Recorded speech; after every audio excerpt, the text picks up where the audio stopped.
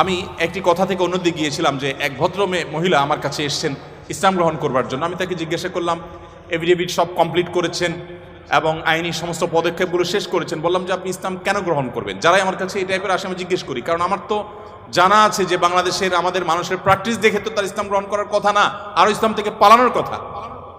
কেন গ্রহণ করেছেন?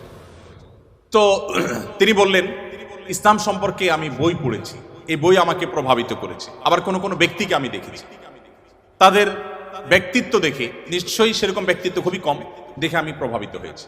গোটা পৃথিবীতে আপনারা বিশেষ করে পশ্চিমা দুনিয়ার খবর রাখবেন নিশ্চয়ই, সেখানে প্রতিদিন ইসলামে আসা মানুষের সংখ্যা বেড়ে চলেছে এবং পুরুষদের চাইতে মেয়েদের মধ্যে ইসলাম গ্রহণের সংখ্যা অনেক বেশি, প্রবণতা অনেক বেশি। কেন?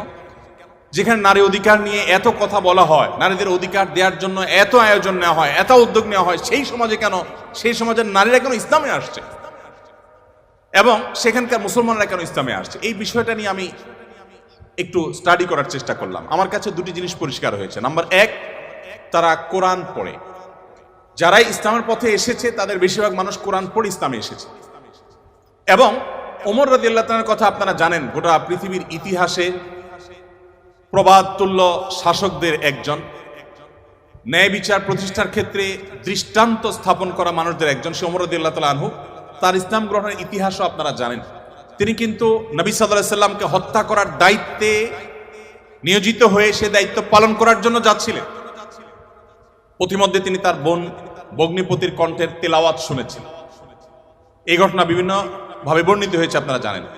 সেই তেলাওয়াত তাকে এতটা প্রভাবিত করেছে যে তিনি হত্যার পরিবর্তে বরং মুহাম্মদ সাল্লাল্লাহু আলাইহি সাল্লামের কাছে হাত দিয়ে তার হাতে ইসলাম গ্রহণ করেছেন। তার মানে কোরআন সামান্য একটু শোনার পর তার ভিতরে এরকম প্রভাব পড়েছে। আপনাদেরকে আরেকটা গল্প শোনাতে চাই। তুফাইল ইবনে আমর আদ-দুসি একজন বড় মাপের কবি ছিলেন ইয়েমেনের। শুধু বড় মাপের নয়, আমরা জাতীয় কবি বলে, তখনকার জাতীয় কবির কালচারই ভাবে ছিল না। যদি থাকতো হয়তো তিনি ইয়েমেনের জাতীয় কবি থাকতেন তখনকার। তুফাইল ইবনে আমর আদ-দুসি, দুস ওনার গোত্রের নাম। উনি যেহেতু বড় সাহিত্যিক এবং কবি ছিলেন এবং সেই সময়ে কবি সাহিত্যিকদের অনেক কদর ছিল, বড় বড় রাজদরবারগুলোতে কবি সাহিত্যিকদেরই পদচারণা সবচেয়ে বেশি ছিল এবং সবচেয়ে বড় পুরস্কারগুলো তারাই জিততেন। প্রশংসা করে রাজাদেরকে বিভিন্ন কবিতা, বিভিন্ন পংক্তি, বিভিন্ন লেখা এগুলো উপহার দিলেই পুরস্কার পেতেন। তো তুফাইল ইবনে আমর আদ-দুসি যেহেতু সাহিত্যিক ছিলেন, ভিআইপি ছিলেন, তিনি মক্কা উমরা করতে এসেছেন। মুহাম্মদ সাল্লাল্লাহু আলাইহি সাল্লাম তখন গোপনে ইসলাম এর দাওয়াত দিচ্ছেন।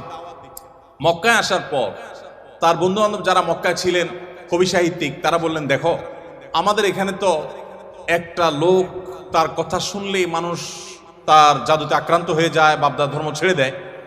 তো তোমার ব্যাপারে আমরা আশঙ্কা করছি যে তুমি এরকম অবস্থার মধ্যে পড়তে পারো। তাহলে একটা বুদ্ধি হলো, তুমি কানের মধ্যে তুলো দিয়ে রাখো, দোনো কানের ফুটো এমনভাবে বন্ধ করে দাও যে তুমি ওমরা যখন করবা, তওয়াফ করবা, সাই করবা, এই টাইমে যাতে ওই ভদ্রলোকের কোনো কথা তোমার কানে না আসে, অ্যাটলিস্ট এই সময়টা তুমি এভাবে একটু পার করো। তিনি তাদের পরামর্শ অনুযায়ী দোনো কান বন্ধ করে ফেললেন এবং তিনি ওইভাবে কিন্তু ওমরার কাজ শেষ করলেন।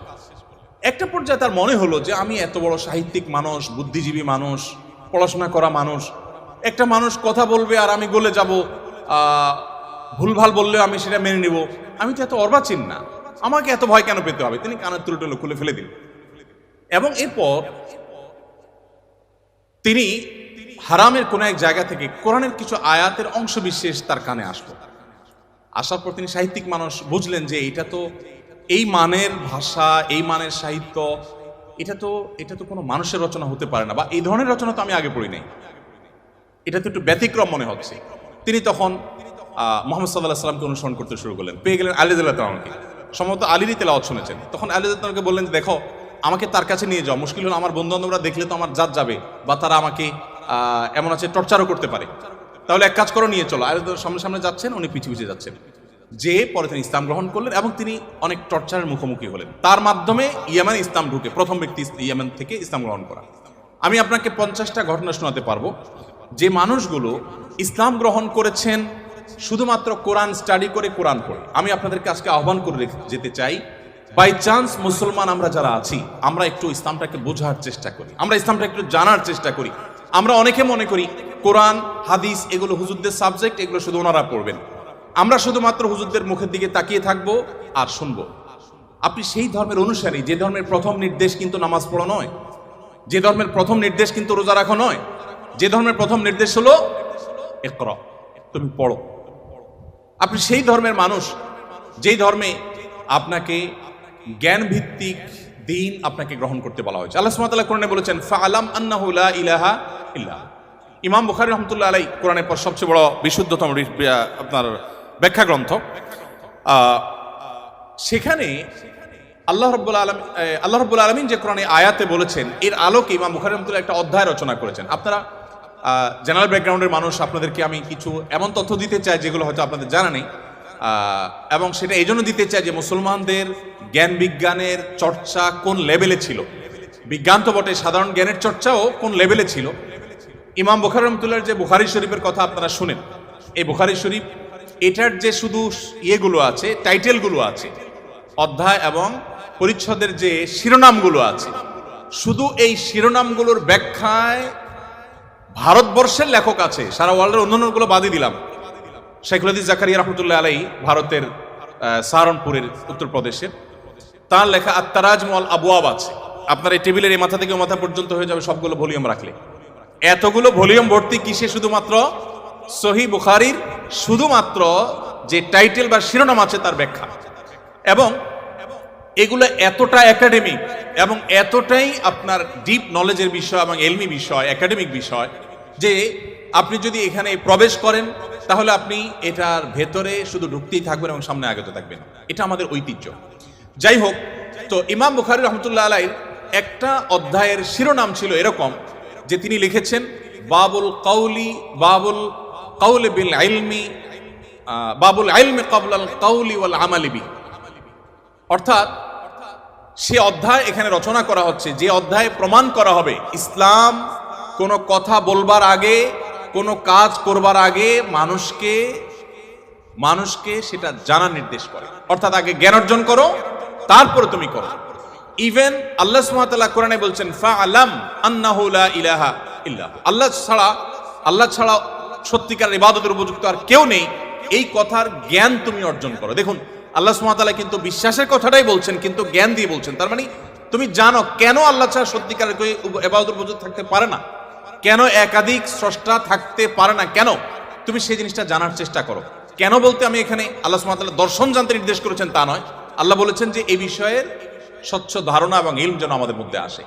কিন্তু দুঃখজনক, আমরা কোরআন পড়ি না, আর পড়লেও বুঝে পড়ি না। পৃথিবীতে সবচেয়ে বেশি পাঠ করা হয় যে গ্রন্থ সেটা কোরআন। কোরআনের চাইতে বেশি পাঠ করা হয় সর্বযুগে সর্বকালে এরকম আরেকটি গ্রন্থ পৃথিবীতে নেই যে এত বেশি পরিমাণে পাঠ করা হয়। আর দুঃখজনক সত্য এটাও যে পৃথিবীতে না বুঝে পাঠ করার ক্ষেত্রে কোরআনের চাইতে আর বিকল্প বা আরেকটা গ্রন্থ আপনি খুঁজে পাবেন না। কোরআনই একমাত্র গ্রন্থ যে আমরা মুসলমানরা সেটাকে না বুঝেই শুধুমাত্র পড়ি। হ্যাঁ, কোরআন না বুঝে পড়লেও আপনি সওয়াব পাবেন, এটা একটা কাজ হবে। না বুঝে পড়লে কি লাভ হবে আমরা অনেকে বলি। আজকাল আপনারা জানেন অনেক টেকনোলজি আবিষ্কার হয়েছে, আপনারা টেকনোলজির লোক, যে একটা সিম্পল জিনিস আমাদের সবার হাতে হাতে আছে, স্মার্টফোন। আমরা যদি বলি হাই শ্রী কল অমুক, সাথে সাথে কিন্তু আপনার কোনো টিপাটিপি ছাড়াই সেই অমুককে কল করবে, মোবাইল করবে না ডিভাইস। এখন তো আপনার আপনি কোনো রুমে বসে বলছেন যে গরম লাগছে, এসিটা অন হয়ে যাবে। আপনি জাস্ট বললেন, নির্দিষ্ট শব্দ উচ্চারণ করলেন যে আপনার কাছে গরম লাগছে, এসিটা অন হয়ে যাবে। আপনি বললেন যে না এখন শীত লাগছে, তো এসিটা কমে যাবে, বন্ধ হয়ে যাবে। টেকনোলজি এই পর্যন্ত চলে গেছে, যা আপনি বলছেন সেটা সে ক্যাচ করছে এবং সেই অনুযায়ী কাজ করছে। তো এই যদি টেকনোলজির কারামতি হয়, তাহলে কোরআন আপনি পাঠ করছেন, এমনকি এমনও হতে পারে কোনো মানুষ কিছু নির্দিষ্ট ওয়ার্ড উচ্চারণ করছে, সেটা মিনিং বুঝে না, কিন্তু ওই ডিভাইস তার মিনিং বা ওই যন্ত্র তার মিনিংটা বুঝে এবং সেটা সে ক্যাচ করে কাজও করে ফেলেছে। সে কিন্তু যা বলেছে নিজেও বুঝে নেই, তারপরও কাজ করেছে। কোরআন তেলাওয়াত করে ফু দিলে অনেক অসুখ, অনেক দুঃখ, অনেক কষ্ট, মানুষের শারীরিক অনেক কষ্ট লাঘব হয়। কিভাবে হয়? আপনি যদি এটা নিয়ে বৈজ্ঞানিক গবেষণা নামেন তো আপনি কোনো সূত্র হয়তো খুঁজে পাবেন না, কিন্তু আপনাকে আমি যে পয়েন্টটা বললাম এই পয়েন্ট থেকে যদি আপনি আগান, আপনি দেখবেন যে এরকম বহু লজিক আপনার সামনে হাজির হয়ে গেছে। যাই হোক, তো আমি যেটা বলছিলাম যে কোরআন আপনি না বুঝে পড়লে সওয়াব পাবেন, কিন্তু এই জন্য কোরআন আসেনি। আল্লাহ সুবহানাহু ওয়া তাআলা কোরআনে বিভিন্ন জায়গায় বলেছেন লিয়াদাব্বারু আয়াতি, এই কোরআন দেয়া হয়েছে তোমাদেরকে যাতে এর আয়াতগুলো নিয়ে তোমরা গবেষণা করো, তোমরা যাতে ভাবো, তোমরা যাতে চিন্তা করো, তোমরা যাতে ভাবনার জগতে প্রবেশ করো। তো এই কোরআন ভাবনা বা গবেষণা তো অনেক পরের কথা।